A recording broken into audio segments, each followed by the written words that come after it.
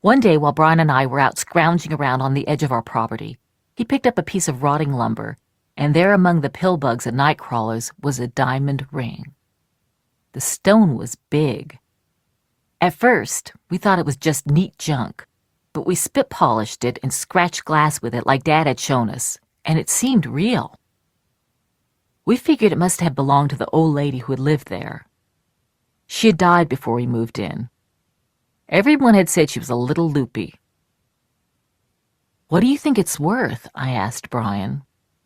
"Probably more than the house," he said. We figured we could sell it and buy food, pay off the house.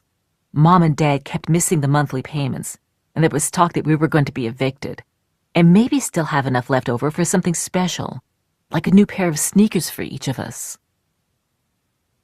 We brought the ring home and showed it to Mom. She held it up to the light, and then said we needed to have it appraised. The next day, she took the Trailways bus to Bluefield. When she returned, she told us it was in fact a genuine 2-carat diamond. "So what's it worth?" I asked. "That doesn't matter," Mom said. "How come?" "Because we're not selling it."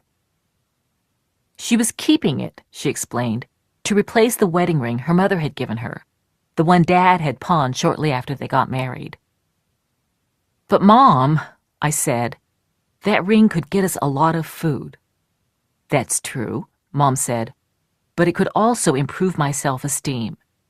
And at times like these, self-esteem is even more vital than food."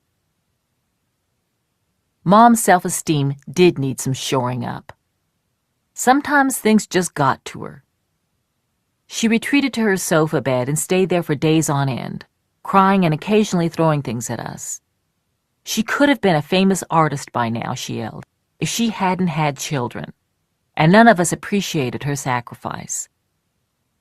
The next day, if the mood had passed, she'd be painting and humming away as if nothing had happened. One Saturday morning, not long after Mom started wearing her new diamond ring, her mood was on an upswing, and she decided we'd all clean the house. I thought this was a great idea. I told Mom we should empty out each room, clean it thoroughly, and put back only the things that were essential. That was the one way, it seemed to me, to get rid of the clutter. Mom said my idea was too time-consuming, so all we ended up doing was straightening piles of paper into stacks and stuffing dirty clothes into the chest of drawers. Mom insisted that we chant Hail Marys while we worked. "It's a way of cleansing our souls while we're cleaning house," she said. "We're killing 2 birds with 1 stone." The reason she had become a tad moody, she said later that day, was that she hadn't been getting enough exercise. "I'm going to start doing calisthenics," she announced. "Once you get your circulation going, it changes your entire outlook on life." She leaned over and touched her toes. When she came up, she said she was feeling better already and went down for another toe touch.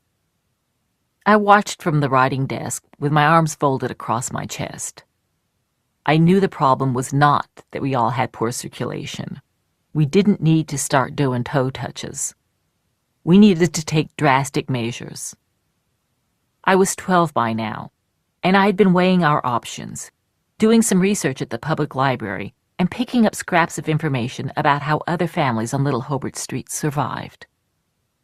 I had come up with a plan and had been waiting for the opportunity to broach it to Mom. The moment seemed ripe. "Mom, we can't go on living like this," I said.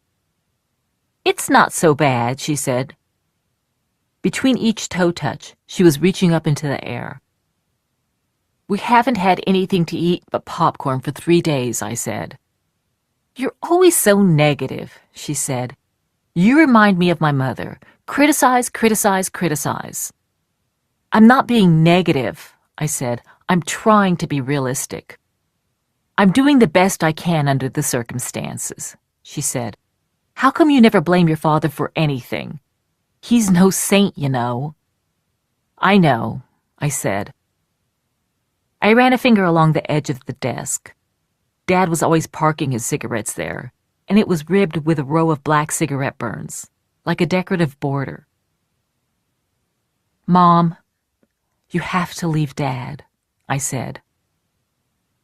She stopped doing her toe touches. "I can't believe you would say that," she said. "I can't believe that you, of all people, would turn on your father."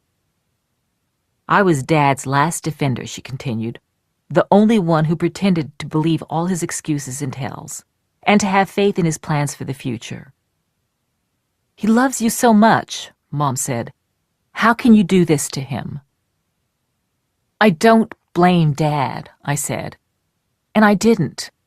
But Dad seemed hell-bent on destroying himself, and I was afraid he was going to pull us all down with him. "We've got to get away." "But I can't leave your father," she said. I told Mom that if she left Dad, she'd be eligible for government aid, which she couldn't get now because she had an able-bodied husband.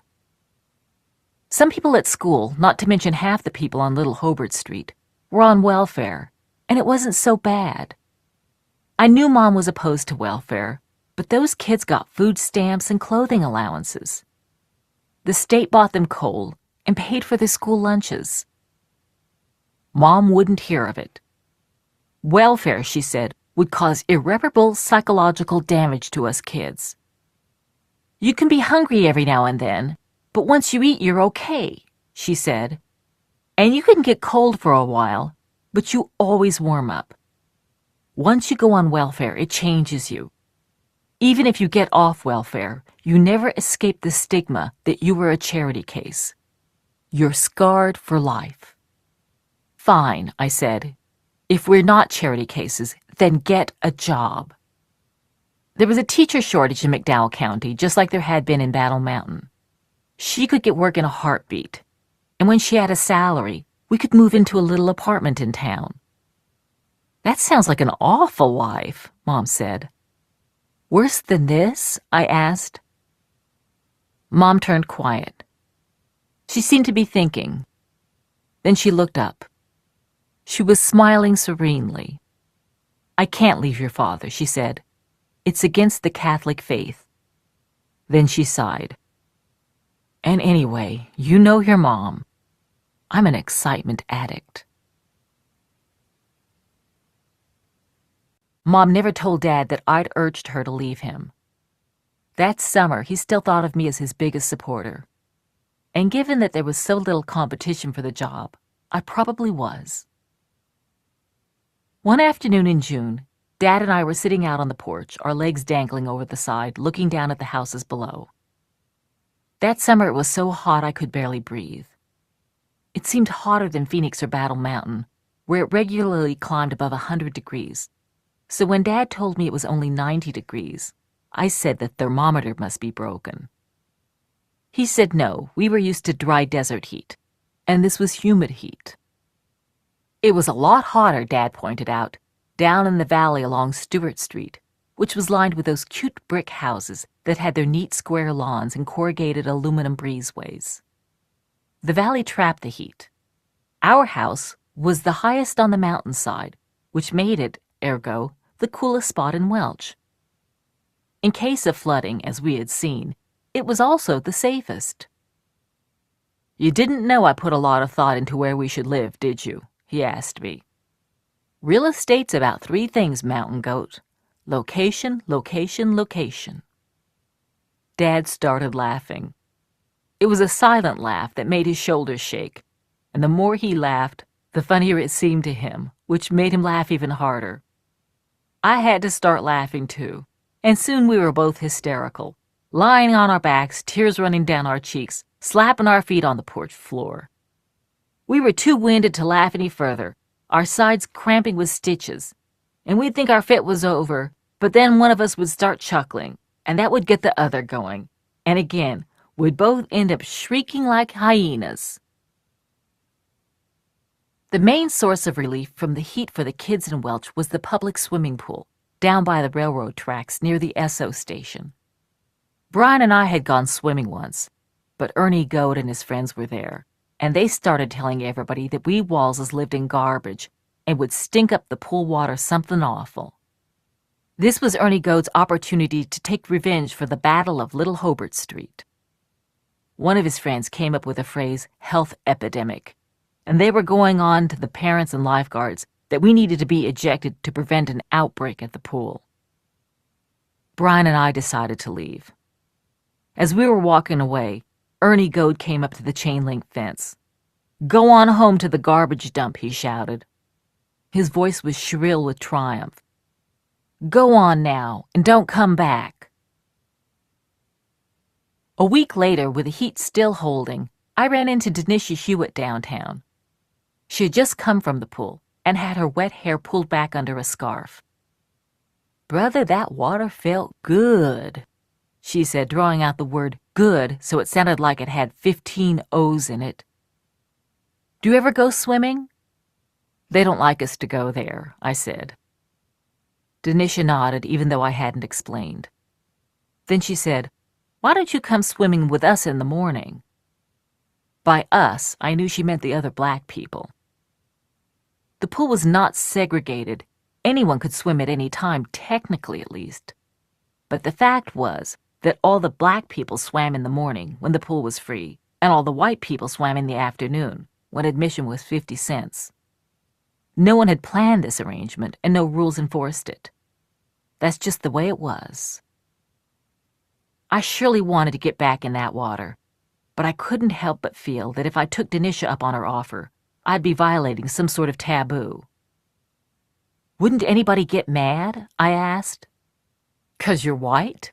she asked. "Your own kind might, but we won't. And your own kind won't be there." The next morning, I met Denisha in front of the pool entrance, my thrift shop one-piece rolled inside my frayed gray towel. The white girl clerking the entrance booth gave me a surprised look when we passed through the gate, but she said nothing. The women's locker room was dark and smelled of pine sol, with cinder block walls and a wet cement floor. A soul tune was blasting out of an 8-track tape player, and all the black women packed between the peeling wooden benches were singing and dancing to the music. In the locker rooms I'd been in, the white women always seemed embarrassed by their nakedness and wrapped towels around their waists before slipping off their underpants. But most of the women here were buck naked. Some of them were skinny with angular hips and jutting collarbones. Others had big, pillowy behinds and huge swinging breasts, and they were bumping their butts together and pushing their breasts up against each other as they danced. As soon as the women saw me, they stopped dancing. One of the naked ones came over and stood in front of me, her hands on her hips, and her breasts so close, I was terrified her nipples were going to touch me. Denisha explained that I was with her and that I was good people. The women looked at one another and shrugged. I was going on 13 and self-conscious, so I planned to slip my bathing suit on underneath my dress. But I worried this would only make me more conspicuous.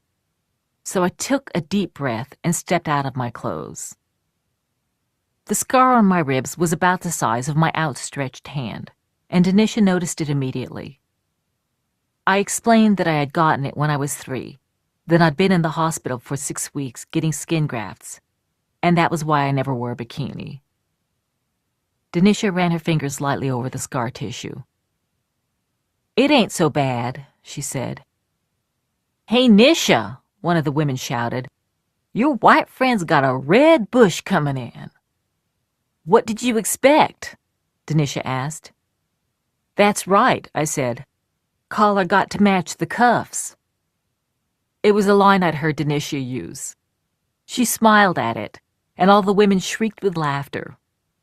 One of the dancers bumped her hip up against me.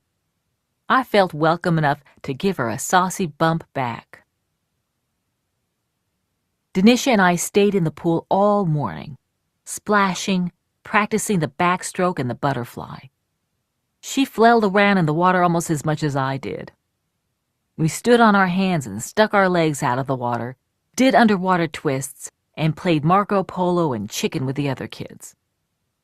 We climbed out to do cannonballs and watermelons off the side, making big geyser-like splashes intended to drench as many people sitting poolside as possible. By the time the free swim was over, my fingers and toes were completely wrinkled, and my eyes were red and stinging from the chlorine, which was so strong it wafted up from the pool in a vapor you could practically see. I'd never felt cleaner. That afternoon I was alone in the house, still enjoying the itchy, dry feeling of my chlorine-scoured skin and the wobbly bone feeling you get from a lot of exercise, when I heard a knock on the door. The noise startled me. Almost no one ever visited us at 93 Little Hobart Street. I opened the door a few inches and peered out. A balding man carrying a file folder under his arm stood on the porch. Something about him said government, a species Dad had trained us to avoid. "Is the head of the household in?" he asked. "Who wants to know?" I said. The man smiled the way you do to sugarcoat bad news. "I'm with Child Welfare, and I'm looking for either Rex or Rosemary Walls," he said. "They're not here," I said. "How old are you?" he asked. 12. "Can I come in?" I could see he was trying to peer behind me into the house. I pulled the door all the way closed except for a crack. "Mom and Dad wouldn't want me to let you in," I said. "Until they talk to their attorney," I added to impress him. "Just tell me what it is you're after, and I'll pass on the message." The man said that someone whose name he was not at liberty to disclose had called his office recommending an inquiry into conditions at 93 Little Hobart Street, where it was possible that dependent children might be living in a state of neglect. "No one's neglecting us," I said. "You sure?" "I'm sure, mister." "Dad work?" "Of course," I said. "He does odd jobs. And he's an entrepreneur. He's developing a technology to burn low-grade bituminous coal safely and efficiently." "And your mother?" "She's an artist," I said, "and a writer, and a teacher." "Really?" The man made a note on a pad.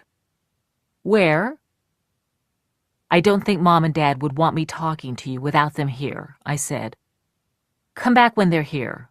They'll answer your questions." "Good," the man said. "I will come back.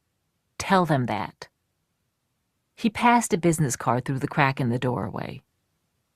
I watched him make his way to the ground. "Careful on those stairs now," I called. "We're in the process of building a new set." After the man left, I was so furious that I ran up the hillside and started hurling rocks, big rocks that it took 2 hands to lift, into the garbage pit. Except for Irma, I had never hated anyone more than I hated that child welfare man. Not even Ernie Goad. At least when Ernie and his gang came around yelling that we were trash, we could fight them off with rocks. But if the child welfare man got it into his head that we were an unfit family, we'd have no way to drive him off. He'd launch an investigation and end up sending me and Brian and Lori and Maureen off to live with different families, even though we all got good grades and knew Morse code. I couldn't let that happen. No way I was going to lose Brian and Lori and Maureen. I wished we could do the skedaddle. For a long time, Brian, Lori, and I had assumed we would leave Welch sooner or later. Every couple of months we'd ask Dad if we were going to move on. He'd sometimes talk about Australia or Alaska, but he never took any action. And when we asked Mom, she'd start singing some song about how her get-up-and-go had got up and went. Maybe coming back to Welch had killed the idea Dad used to have of himself as a man going places. The truth was, we were stuck. When Mom got home, I gave her the man's card and told her about his visit. I was still in a lather. I said that since neither she nor Dad could be bothered to work, and since she refused to leave Dad, the government was going to do the job of splitting up the family for her. I expected Mom to come back with one of her choice remarks, but she listened to my tirade in silence. Then she said she needed to consider her options. She sat down at her easel. She'd run out of canvases and had begun painting on plywood. So she picked up a piece of the wood, got out her palette, squeezed some paints onto it, and selected a brush. "What are you doing?" I asked. "I'm thinking," she said. Mom worked quickly, automatically, as if she knew exactly what it was she wanted to paint. A figure took shape in the middle of the board. It was a woman from the waist up, with her arms raised. Blue concentric circles appeared around the waist. The blue was water. Mom was painting a picture of a woman drowning in a stormy lake. When she was finished, she sat for a long time in silence, staring at the picture. "So what are we going to do?" I finally asked. "Jeanette, you're so focused, it's scary." "You didn't answer my question," I said. "I'll get a job, Jeanette," she snapped. She threw her paintbrush into the jar that held her turpentine and sat there, looking at the drowning woman. Qualified teachers were so scarce in McDowell County that 2 of the teachers I'd have at Welch High School had never been to college. Mom was able to land a job by the end of the week. We spent those days frantically trying to clean the house in anticipation of the return of the child welfare man. It was a hopeless task, given all the stacks of Mom's junk and the hole in the ceiling and the disgusting yellow bucket in the kitchen. However, for some reason, he never came back. Mom's job was teaching remedial reading in an elementary school in Davie, a coal mining camp 12 miles north of Welch. Since we still had no car, the school's principal arranged for Mom to get a ride with another teacher, Lucy Jo Rose, who had just graduated from Bluefield State College and who was so fat she could barely squeeze behind the steering wheel of her brown Dodge Dart. Lucy Jo, whom the principal had more or less ordered to perform this service, took an instant dislike to Mom. She refused to say much during the trip, instead playing Barbara Mandrell tapes and smoking filter-tip cools the entire time. As soon as Mom got out of the car, Lucy Jo made a big show of spraying Mom's seat with Lysol. Mom, for her part, felt that Lucy Jo was woefully uninformed. When Mom mentioned Jackson Pollock once, Lucy Jo said that she had Polish blood and therefore did not appreciate Mom using derogatory names for Polish people. Mom had the same problems she'd had in Battle Mountain with organizing her paperwork and disciplining her students. At least one morning a week, she'd throw a tantrum and refuse to go to work, and Lori Bryan and I would have to get her collected and down to the street where Lucy Jo waited with a scowl, blue smoke chugging up from the Dart's rusted-through tailpipe. But at least we had money. While I'd been bringing in a little extra cash by babysitting, Brian was cutting other people's weeds, and Lori had a paper route. It didn't add up to much.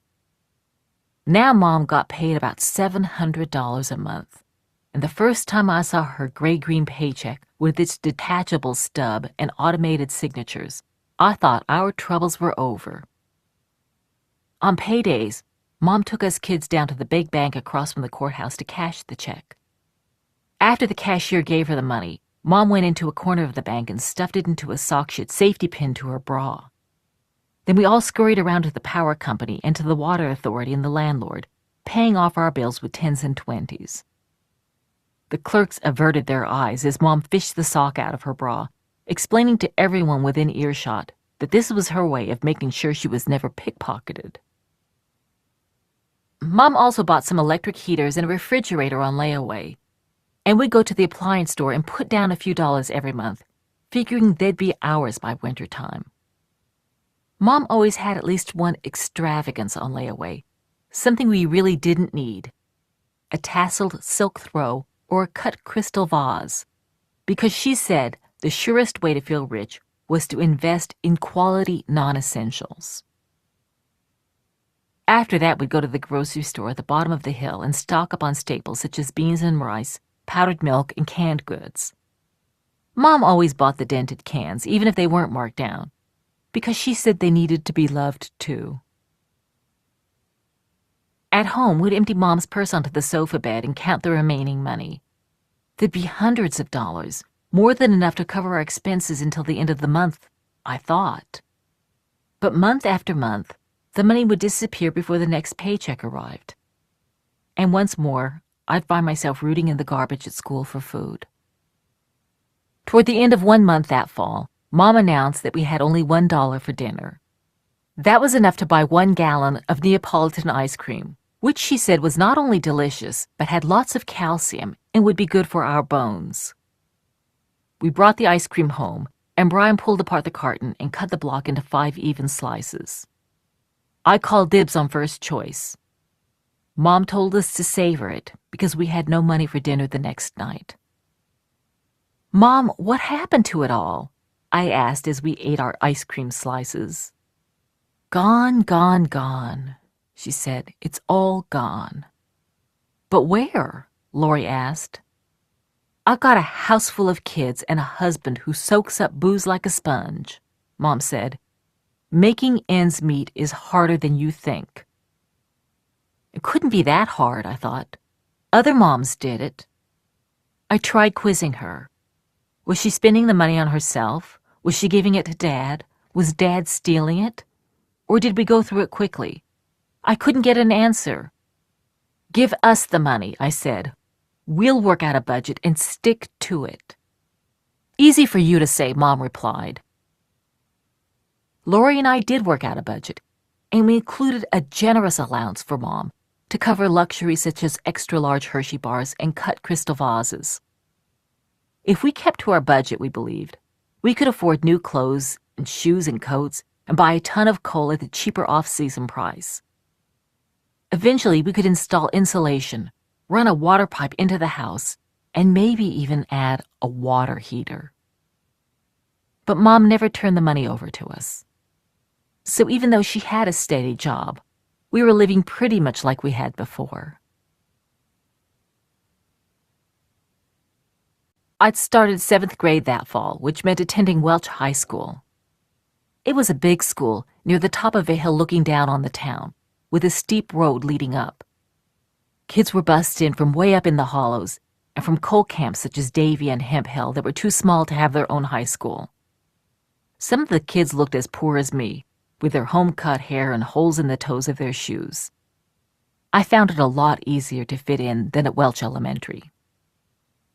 Denisha Hewitt was there, too. That summer morning I'd spent swimming with Denisha at the public pool was the happiest time I'd had in Welch. But she never invited me back. And even though it was a public pool, I didn't feel I could go to the free swim unless I had an invitation from her. I saw her again only when school started, and neither of us ever mentioned that day at the pool. I guess we both knew that, given the way people in Welch thought about mixing, it would be too weird for us to try to be close friends. During lunch, Denisha hung out with the other black kids, but we had a study hall together and passed notes to each other there. By the time she got to Welch High, Denisha had changed. The spark had gone out of her. She started drinking malt ale during school. She'd fill a soda can with Mad Dog 2020 and carry it right into class. I tried to find out what was wrong, but all I could pry from her was that her mother's new boyfriend had moved in with him, and the fit was a little tight. One day, just before Christmas, Denisha passed me a note in study hall, asking for girls' names that began with D. I wrote down as many as I could think of: Diane, Donna, Dora, Dreama, Deandra, and then wrote, "Why?" She passed a note back saying, "I think I'm pregnant." After Christmas, Denisha did not return to school. When a month had gone by, I walked around the mountain to her house and knocked on the door. A man opened it and stared at me. He had skin like an iron skillet and nicotine-yellow eyes. He left the storm door shut, so I had to speak through the screen. "Is Denisha home?" I asked. "Why do you want to know?" "I want to see her." "She don't want to see you," he said and shut the door. I saw Denisha around town once or twice after that, and we waved but never spoke again. Later, we all learned she'd been arrested for stabbing her mother's boyfriend to death. The other girls talked endlessly among themselves about who still had their cherry and how far they would let their boyfriends go. The world seemed divided into girls with boyfriends and girls without them. It was the distinction that mattered the most, practically the only one that did matter. I knew that boys were dangerous. They'd say they loved you, but they were always after something. Even though I didn't trust boys, I sure did wish one would show some interest in me. Kenny Hall, the old guy down the street, was still pining away from me, didn't count. If any boy was interested in me, I wondered if I'd have the wherewithal to tell him, when he tried to go too far, that I was not that kind of girl. But the truth was, I didn't need to worry much about fending off advances, seeing how, as Ernie Goad told me on every available occasion, I was pork chop ugly. And by that, he meant so ugly that if I wanted a dog to play with me, I'd have to tie a pork chop around my neck. I had what Mom called distinctive looks. That was one way of putting it. I was nearly 6 feet tall, pale as a frog's underbelly, and had bright red hair. My elbows were like flying wedges and my knees like tea saucers. But my most prominent feature, my worst, was my teeth. They weren't rotten or crooked. In fact, they were big, healthy things. But they stuck straight out. The top row thrust forward so enthusiastically that I had trouble closing my mouth completely, and I was always stretching my upper lip to try to cover them. When I laughed, I put my hand over my mouth. Lori told me I had an exaggerated view of how bad my teeth looked. They're just a little bucked, she'd say. They have a certain Pippi Longstocking-ish charm. Mom told me my overbite gave my face character. Brian said they'd come in handy if I ever needed to eat an apple through the knothole in a fence. What I needed, I knew, was braces. Every time I looked in the mirror, I longed for what the other kids called a barbed wire mouth. Mom and Dad had no money for braces, of course. None of his kids had ever even been to the dentist. But since I'd been babysitting and doing other kids' homework for cash, I resolved to save up until I could afford braces myself. I had no idea how much they cost. So I approached the only girl in my class who wore braces, and after complimenting her orthodontia, casually asked how much it had set her folks back. When she said $1,200, I almost fell over. I was getting $1 an hour to babysit. I usually worked 5 or 6 hours a week, which meant that if I saved every penny I earned, it would take about 4 years to raise the money. I decided to make my own braces. I went to the library and asked for a book on orthodontia. The librarian looked at me kind of funny and said she didn't have one, so I realized I'd have to figure things out as I went along. The process involved some experimentation and several false starts. At first, I simply used a rubber band. Before going to bed, I would stretch it all the way around the entire set of my upper teeth. The rubber band was small but thick and had a good, tight fit. But it pressed uncomfortably on my tongue, and sometimes it would pop off during the night, and I'd wake up choking on it. Usually, however, it stayed on all night, and in the morning my gums would be sore from the pressure on my teeth.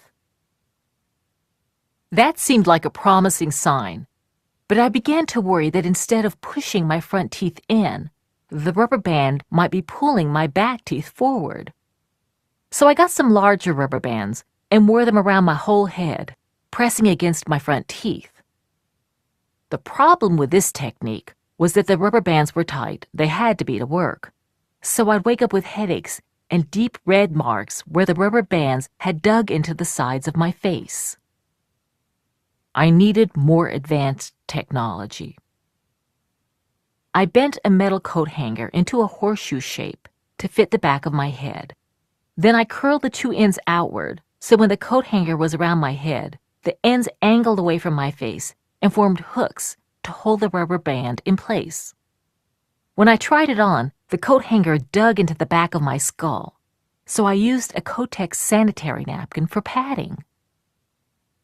The contraption worked perfectly, except that I had to sleep flat on my back, which I always had trouble doing, especially when it was cold. I liked to snuggle down into the blankets. Also, the rubber band still popped off in the middle of the night. Another drawback was that the device took a lot of time to put on properly. I'd wait until it was dark so no one else would see it.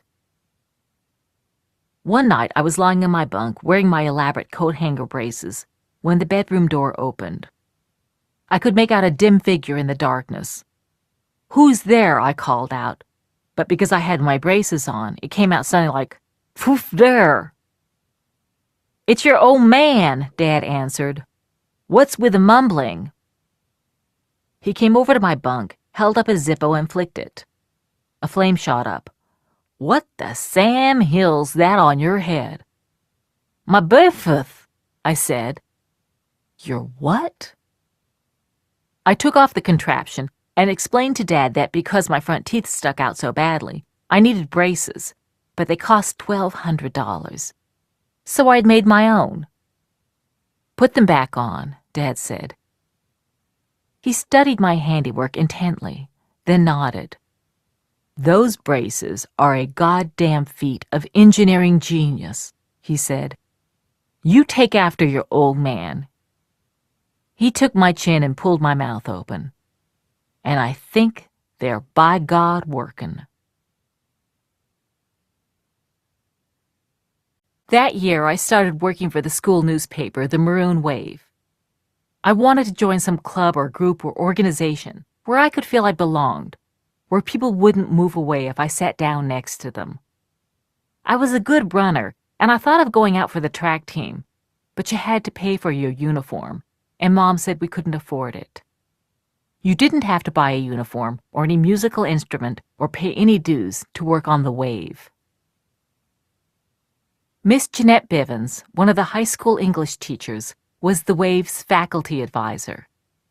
She was a quiet, precise woman who had been at Welch High School so long that she had also been Dad's English teacher. She was the first person in his life, he once told me, who'd showed any faith in him. She thought he was a talented writer and had encouraged him to submit a 24-line poem called Summer Storm to a statewide poetry competition. When it won first prize, one of Dad's other teachers wondered aloud if the son of two low-life alcoholics like Ted and Irma Walls could have written it himself. Dad was so insulted he walked out of school. It was Miss Bivens who convinced him to return and earn his diploma, telling him he had what it took to be somebody. Dad named me after her. Mom suggested the second N to make it more elegant and French. Miss Bivens told me that as far as she could remember, I was the only seventh grader who'd ever worked for the Wave. I started out as a proofreader. On winter evenings, instead of huddling around the stove at 93 Little Hobart Street, I'd go down to the warm, dry offices of the Welch Daily News, where the Maroon Wave was typeset, laid out, and printed. I loved the newsroom's purposeful atmosphere. Teletype machines clattered against the wall as spools of paper carrying news from around the world piled up on the floor.